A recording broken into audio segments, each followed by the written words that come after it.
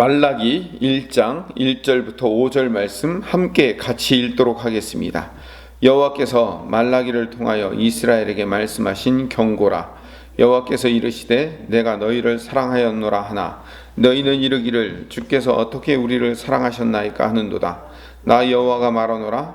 에서는 야곱의 형이 아니냐. 그러나 내가 야곱을 사랑하였고 에서는 미워하였으며 그의 산들을 황폐하게 하였고 그의 산업을 광야의 이리들에게 넘겼느니라. 에돔은 말하기를 우리가 무너뜨림을 당하였으나 황폐된 곳을 다시 쌓으리라 하거니와 나 만군의 여호와는 이르노라.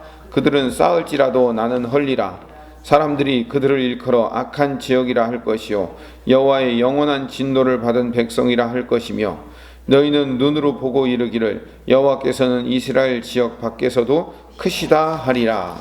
아멘. 말라기는 구약의 마지막 예언서입니다. 이건 여러분들이 다 아시는 내용이죠. 구약의 맨 끝에 있으니까요. 포로기 이후에 쓰여진 예언서는 딱 3개입니다. 하나는 학개, 그 다음 스가랴, 말라기입니다. 학개하고 스가랴는 아주 특정한 목적을 위해서 쓰여졌습니다. 성전 건축을 위한 예언서예요. 그러니까 바벨론 포로에서 돌아오자마자 성전 건축을 시작했어요. 그런데 사마리아인들의 방해로 말미암아 성전 건축이 중단됩니다. 약 60년 이상 중단됩니다. 굉장히 긴 기간이죠. 바벨론 포로로 70년 갔다 왔었는데 60년을 중단하고 있었으니까 바벨론 포로와 거의 비슷한 시기를 성전이 중단된 거예요. 그들이 온 목적이 다시 예루살렘으로 회복되어 돌아온 목적이 성전 다시 짓기 위해서인데 그 성전을 중단하고 있었던 거예요. 그래서 학개 스가랴 선지자를 보내서 하나님께서 성전 건축을 다시 재촉하는 거예요. 우리 교회 성전 건축할 때 늘 단골 메뉴로 등장하는 게 그래서 학개 스가랴입니다. 거기에 성전 건축에 관련된 이야기가 많이 있기 때문에 물론 그 성전 건축은 외적인 성전 건축을 의미하기도 하지만 내적인 성전, 진정한 성전이 어디 있죠? 우리 내면에 성전이 있죠. 우리 공동체, 교회 공동체가 성전이죠. 이 성전을 짓는 것에 이 본문을 대입하는 것이 훨씬 옳습니다. 오늘은 학개 스가랴 이야기가 아니니까 학개 스가랴는 그렇게 포로로 돌아온 유다 백성들이 잠시 쉬고 있었던 자기들의 사명을 다시 감당할 수 있도록 독려하고 부추기는 내용이 학개 스가랴예요. 학개와 스가랴는 거의 같은 내용을 반복하고 있다고 보시면 됩니다. 그리고 이제 느헤미야가 와서 성벽을 건축하고요. 그리고 이제 포로에서 돌아온 지 한 세기가 지났습니다. 100년이 넘게 지났어요. 그리고 이제 100년이 넘게 지난 후에 마지막으로 쓰여진 예언서가 말라기입니다. 이 말라기가 끝난 다음에는 성경이 침묵을 해요. 구약이 더 이상 말하지 않습니다. 400년 동안 침묵기, 우리가 소위 중간기라고도 얘기하죠. 알렉산더 대왕이 온 세상을 통치하기 시작하고 헬라 문화가 들어와요. 그리고 이제 알렉산더 대왕의 부하였던 4명의 장군이 각각 나라를 나누어 가지고 온 세상을 통치하고 지배하고 있다가 로마가 급성장해가지고 로마가 다시 온 세상을 다 지배하고 로마가 한참 부흥의 꽃을 피우고 있었을 때 세례 요한이 탄생하고 예수님이 오심으로 말미암아 신약이 시작되는 거죠. 그러니까 신약과 가장 맞닿아 있는 성경이 말라기입니다. 방금도 말씀드렸지만 포로에서 돌아온 지 벌써 한 세기가 지났어요. 100년이 넘게 지났어요. 유대인들은 스룹바벨 성전을 벌써 다 지었어요. 솔로몬 성전에 비할 바는 못 되지만 다 지었어요. 성벽도 느헤미야를 통해서 다 세웠어요. 그리고 온전히 예루살렘 성을 하나님 앞에 봉헌했어요. 근데 문제는 뭐냐면 그렇게 해놨는데 바벨론 포로로 끌려간 이유가 뭐예요? 우상 숭배하고 정의와 공의를 행하지 못했던 일로 말미암아 끌려갔는데 거기서 그렇게 고난을 당하고 돌아왔으면 정신 반짝 차려야 될 거 아니에요. 근데 아닌 거예요. 다시 하나님을 경외하는 마음을 잃어가고 있었던 거예요. 기계적인 희생 제사를 드렸을 뿐이지 하나님을 사랑하는 마음으로 드리는 예배가 아닌 거예요. 우리 늘 그렇잖아요. 모든 게 형식적이 될 수밖에 없잖아요. 그 뜨거운 불같은 심령을 갖고 구원받고 또 은혜 받고 그 뜨거운 심령을 갖고 있다가도 그것이 시간이 계속되면 절차적이고 기계적인 예배가 되잖아요. 마찬가지예요. 이스라엘을 탓할 게 없어요. 우리도 그렇잖아요. 우리도 그 하나님을 진정으로 사랑하는 마음으로 드리는 예배가 아닌 기계적이며 형식적인 예배를 드리게 되자 하나님이 마지막으로 말라기 선지자를 보내서 이제 내일이 아니죠. 이제 다음 주 월요일이죠. 다음 주 고난 주간에 말라기를 전체 마치려고 한대요. 다음 주에 이제 말씀드리겠지만 내 성전 문 좀 제발 닫았으면 좋겠다고 말씀해요. 더 이상 이제 예물을 드리지 말고 닫았으면 좋겠다라고 얘기할 만큼 하나님이 화가 나시는 거예요. 말라기라는 그 선지자의 이름은 말라기라는 그 말은요 나의 사자라는 뜻이에요. 하나님이 마지막으로 사자를 보내셔요. 마지막으로 사자를 말라기를 보내고 그 다음에 신약이 시작될 때 사자를 먼저 보내셔요. 누구? 세례 요한. 그러니까 사자를 마지막으로 보내시고 사자를 보내심으로 신약을 출발하시는 거예요. 그 하나님의 사자를 보내셔서 경고를 하시는 겁니다. 1절에 여호와께서 말라기 즉 말라기라는 말 앞에 번호가 쓰여져 있죠. 나누어주 내려가 보시면 뭐라고 되어 있습니까? 나의 사자라고 되어 있죠. 그러니까 이런 말을 이렇게 사용하면 이렇게 해석하는 것 좋습니다. 여호와께서 나의 사자를 통하여 이스라엘에게 말씀하신 경고라. 이렇게 해석해도 전혀 어색하지 않습니다. 2절부터 이제 여호와께서 이스라엘을 사랑하시다. 제목이 그렇게 쓰여져 있죠. 여호와께서 이스라엘을 사랑하신 이야기가 등장합니다. 2절 여호와께서 이르시되 내가 너희를 사랑하였노라. 내가 너희를 사랑하였다 라고 얘기하십니다. 하나님이 정말로 이스라엘을 사랑하셨습니다. 스바냐의 말씀대로 어제 스바냐 마지막에 뭐라고 얘기해요? 하나님은 이스라엘을 향하여 나의 기쁨을 이기지 못하시며 잠잠히 사랑하신다고 하나님의 그 깊은 사랑을 스바냐에서 얘기하고 있잖아요. 어느 정도로 하나님이 사랑하시냐면 이스라엘이 죄와 악을 행하자 그것을 견디지 못해서 질투의 불을 일으켜갖고 온 세상을 심판할 만큼 당신의 백성이 죄를 지었는데 온 세상을 심판할 만큼 하나님은 이스라엘에게 당신의 백성에게 집중하고 있었던 거예요. 그래서 하나님이 마지막으로 말라기 선지자를 통해서 내가 너희를 사랑했다 라고 얘기를 하니까 이스라엘 백성들이 뭐라고 하는지 아세요? 그 뒤를 이어보면 주께서 어떻게 우리를 사랑하셨나이까 하는도다. 우리식으로 이제 표현하면 이런 거예요. 주님이 언제 우리를 사랑하셨어요? 이렇게 얘기하는 거죠. 내가 너희를 사랑했어. 그러니까 언제 사랑했는데요? 어떻게 사랑했는데요? 뭘로? 그 하나님이 사랑했다는 걸 뭘로 보여주실 거예요? 이런 의미인 거예요. 이스라엘 백성들의 입장에서는 보면은 기가 차다는 거예요. 하나님은 맨날 징계만 내리시고 화만 버럭버럭 내리시지. 우리를 사랑한 증거가 어디 있어요? 이렇게 약간 항변투로 얘기를 하는 거예요. 그래서 주님이 대답을 하셔요. 뭐라고 대답하시면 1절 맨 마지막 부분에 나 여호와가 말하노라 에서는 야곱의 형이 아니냐 그러나 내가 야곱을 사랑하였고 2절 에서는 미워하였으며 라고 얘기해요. 에서는 야곱의 형이 아니냐 이게 무슨 말이냐면 이런 의미예요. 에서는 장자가 아니냐 이 얘기예요. 하나님은 누구를 편애해서 사랑하시죠? 장자를 사랑하시고 그래서 장자에게는 두 몫을 준다고 얘기를 하잖아요. 항상 하나님은 장자의 우선권을 부여하고 계셔요. 근데 하나님은 장자를 놔두고 야곱을 사랑하시겠다. 근데 오히려 그 장자인 에서는 미워하시겠다라고 말씀하셨다는 거예요. 그러니까 하나님이 얼만큼 야곱을 선택하셨는가를 볼 수 있는 거죠. 하나님은 차자인 둘째 아들인 야곱을 선택하여 사랑하기로 작정하셨다는 거예요. 네가 그 둘째 아들 아니냐.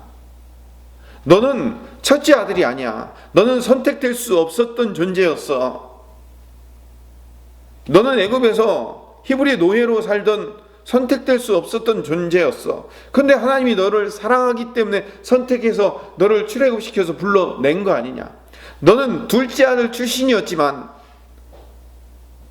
우리 조선시대식으로 얘기하면 너는 서자 출신이었지만, 너는 노비 출신이었지만 너를 선택한 거 아니야, 이런 의미인 거예요.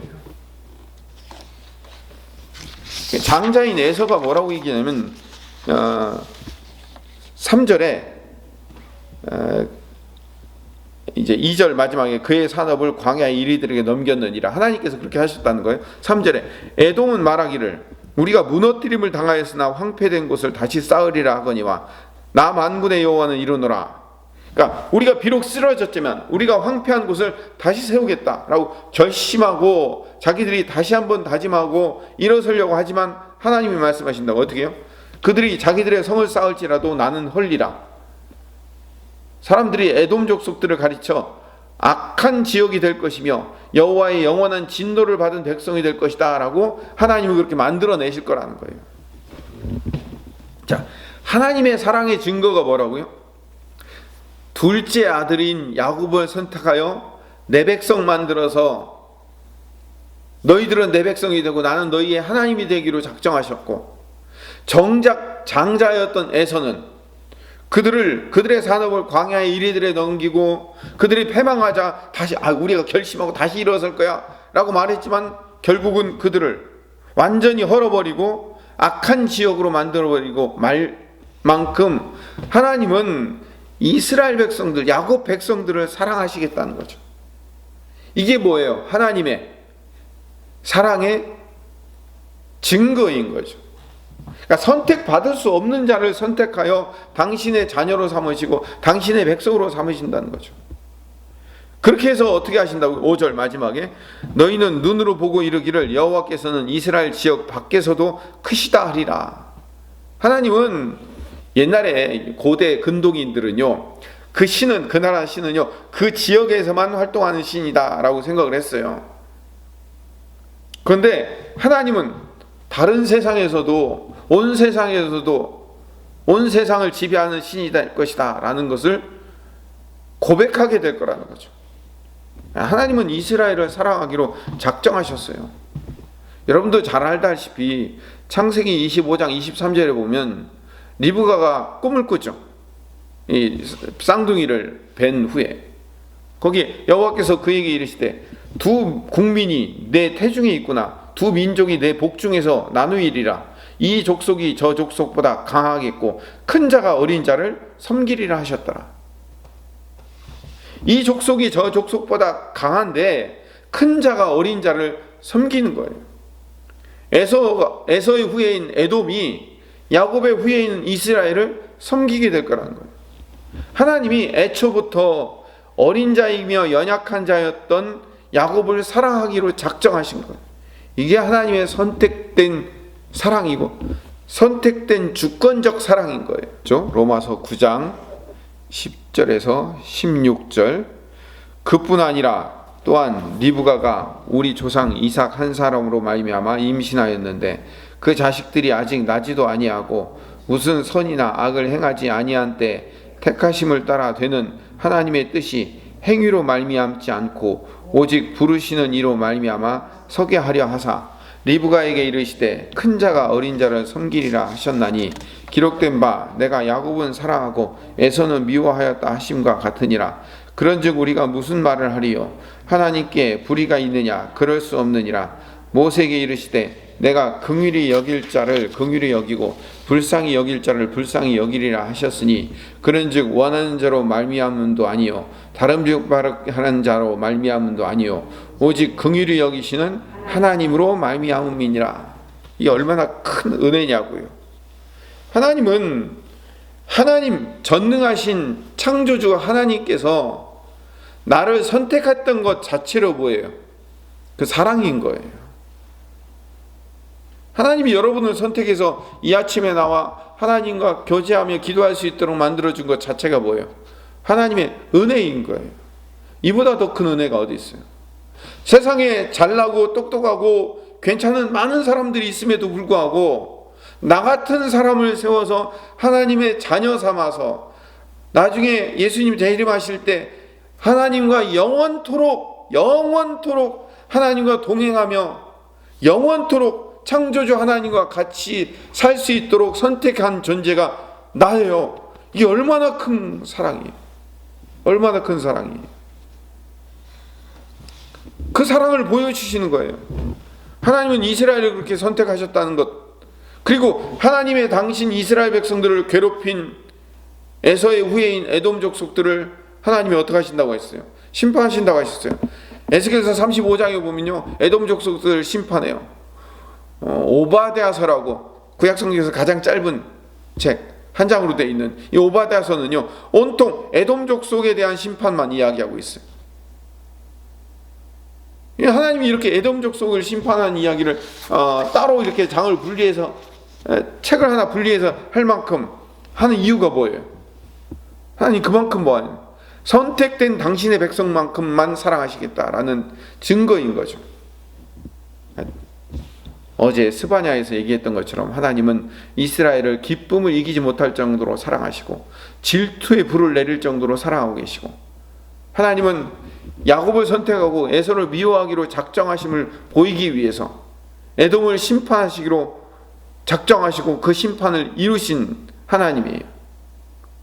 그렇게 이스라엘 백성들이 자신들이 선택받았으며 하나님의 사랑을 잊고 있다는 것을 깨닫지 못하는 거예요. 자, 오늘 말씀의 결론을 내립시다. 그렇게 하나님이 이스라엘을 사랑하고 있음에도 불구하고 하나님이 너희들을 내가 사랑한다 라고 얘기하니까 이스라엘이 뭐라고 얘기한다고요? 하나님 언제 우리를 사랑하셨어요? 어떻게 사랑하셨는데요? 보여주세요. 지금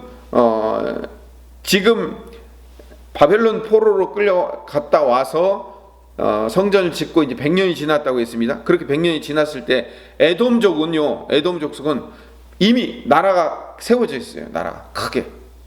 근데 이스라엘은 바벨론 포로로 갔다 와가지고 유다 땅이 아주 조그마졌어요. 예루살렘과 그 주변 지역 조금만 아주 속국이 되어버렸어요. 겉보기에는 에돔 족속들은 한 나라를 세워가지고 큰 나라가 되어 있고 우리는 조그만 속국이 되어 있으니까 하나님은 누구를 더 사랑하는 것처럼 보이는 거예요. 에돔 족속들을 더 사랑하는 것처럼 보이잖아요. 그들은 큰 나라가 되어 있고 우리는 조그마니까. 그러니까 뭐라고 얘기하는 거야? 하나님 언제 우리를 사랑하셨어요? 그 증거가 뭐예요? 근데 하나님은 뭐라고 얘기하냐면은 하나님은 내가 너희를 사랑하기로 작정했다는 거죠. 청소년기 자녀들이 반항할 때 뭐라고 반항하죠? 엄마 아빠가 나한테 해준 게 뭐 있어? 그러려면 왜 나왔어? 이렇게 얘기하잖아요.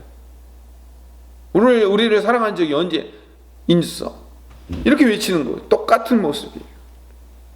우리는 인간은 연약한 존재이기 때문에 우리가 사랑받은 것을 뭘로 느껴요?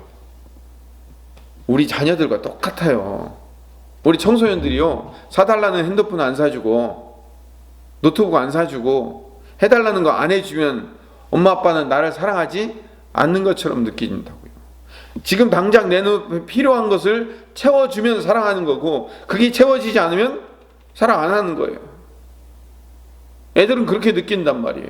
그래서 엄마 아빠가 해준 게 뭐 있냐고 그래요.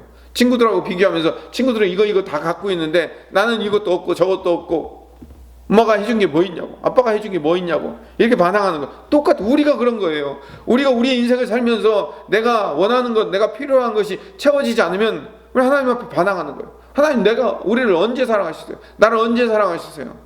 나를 사랑하면 이런 식으로 하면 됩니까? 이런 거 하나도 해결을 못 해주시면서 무슨 하나님이 우리를 사랑한다고 합니까? 하고 반항하는 거예요. 이스라엘 백성들 지적할 게 아니에요. 바로 우리예요. 우리. 내 마음이라고요. 근데 그럼에도 불구하고 부모는 자녀를 끝까지 사랑하죠.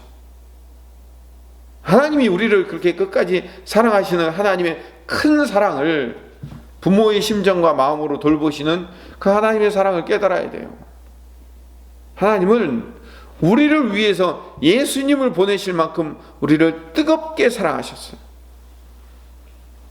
우리를 잠잠히 사랑하시며 기쁨을 이기지 못할 정도로 사랑하시는 거예요. 그런데 왜 우리에게 징계를 내주시고 우리의 필요를 안 채워주시고, 그거는요, 그 과정 가운데 하나님을 의지하고 신뢰하기 위한 하나님의 계획의 일부분일 뿐이에요. 그래서 우리가 우리의 필요를 채워지지 못할지라도 염려하고 두려워하지 않고 불안하지 않고 오직 주님만 의지하고 사는 거예요. 그럼 주님이 다 채울 것을 믿고 신뢰하며 의지하는 거예요. 우리는 믿음으로 살아가는 거지. 하나님이 우리를 선택했다는 사실을 바라보며 믿음으로 살아가는 것. 그게 우리가 하나님의 백성이며 하나님의 자녀라는 사실을 오늘 본문을 통해서 깨닫기를 간절히 소망합니다.